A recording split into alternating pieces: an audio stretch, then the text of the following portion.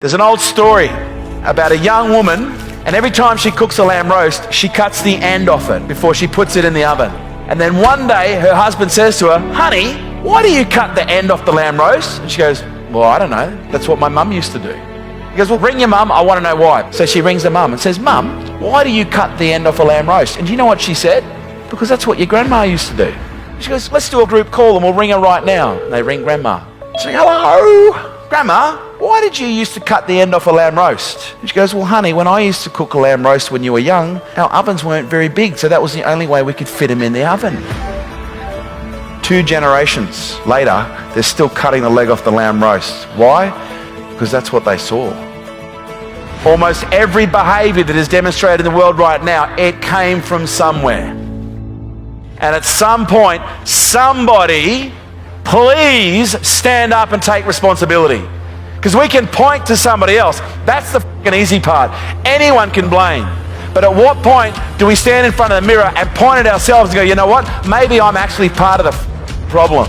Right now, we are surrounded by a disproportionate amount of entitled individuals who think they deserve a better world, but they're willing to do nothing to create it.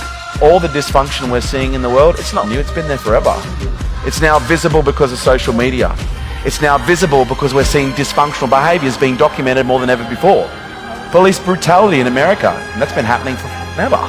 Okay, the only difference now is people are videoing it. Domestic violence, been happening for a very long time. Women being mistreated by misogynist, entitled, egotistical, arrogant pricks, it's been happening for a long time. Only difference now, women are speaking up. All this that is going on in the world right now, this ain't new. This is old news. And one or two things is going to happen. We're going to see this and we're going to go, "Well, isn't that just the way that it is?" Or we're going to go, "Enough's enough." At what point do we break the cycle? At what point do you stop cutting the end off the lamb roast? Jocko Willink says, "There are no bad teams, only bad leaders. There are no bad families, there are only bad leaders." That's sobering. But my question to you is, would you follow you? Would you be okay if your children replicated every single behavior that you're demonstrating right now? Because guess what? That's what's happening. You're either an example or you're a warning. Choose wisely. In the last 2 years, we have withstood fires, earthquakes, wars, and we're now in the midst of a pandemic. Pain is not insignificant. Pain, based on history, has been the greatest awakener that this world has ever seen. Because it's not until you experience a level of pain that you start asking yourself a question, there has to be a better way. This hurts too much. There has never been more potential waiting to be unleashed than there is in this moment right now. The 2 greatest moments in your life is the day you were born and the day you work out why.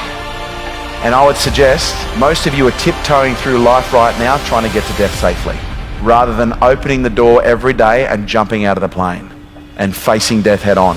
Because here's what I know, at some point you're going to die, every single one of you. But there's one thing that lives forever, and do you know what that is? It's legacy. And my question to you is, what do you want your legacy to be? What do you want to be remembered for? Because right now, you are writing in the history books your legacy. So you're either going to wait to nearly die, or you could just live now. The choice is yours. And have you ever watched a good movie where there was just that surprise twist at the ending that you didn't see coming? Maybe that's going to be your life. Maybe there's about to be a massive plot twist. And maybe that massive plot twist is a change in trajectory in your life, and a change in the trajectory of every single person who knows you. But you need to find something that you're willing to die for, and then you need to live for it.